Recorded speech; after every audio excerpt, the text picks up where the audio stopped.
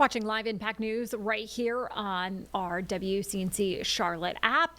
You know, we had some terrible news last night, 11:45. Someone called in a fire in Rowan County. Now, this is in China Grove. We are told 2 people died in that fire. Our Myles Harris is live right now in Rowan County. Myles, I'm still seeing some smoke behind you and crews there. What's the latest going on? Yeah, Megan, so we are still out here in China Grove, and I do want to step to the side to at least kind of give you guys an idea of what the scene looks like at this hour. So right now, like you just mentioned it, Megan, you still see some of that smoke coming off of the top of that house. That is, again, the aftermath from that fatal fire that you mentioned that really struck out here. Around 11:45 last night, we have been able to talk to investigators, as you could actually still see. There is a ton of crews and staff still here on the scene, actually still working to really even investigate the scene, or even trying to fully, put those flames out, put that smoke out as well. That is something that they had mentioned that they had to spend a number of hours actually doing out here, Megan. I did get a chance to speak to the deputy chief out here in Rowan County.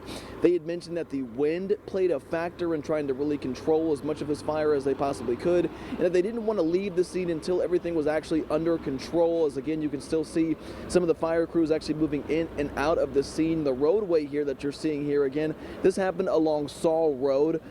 This roadway was actually closed up until about, I want to say, 10 or 11 o'clock this morning. But again, we are still working to kind of get more details and get in as far as what happened with this fire. We did ask investigators, we did ask fire crews here on the scene if they have any indication of what may have caused this fire, maybe even what room that fire may have started.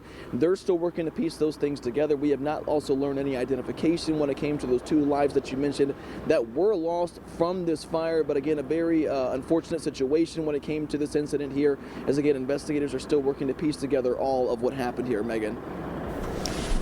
Myles, I do have a quick question. I know that they're still trying to identify those people in the home. Do we know if it was just those 2 people inside, or did they give any indication that others were inside and were maybe able to get out? Yeah, so Megan, investigators told me that those were the only 2 that were in the home. They had actually heard about the call, or about the fire, from a call from 911 from somebody that was just passing by the home and that actually had seen the home that was on fire. And actually go back over here and you can actually see the layout of this home and kind of the layout of this area here.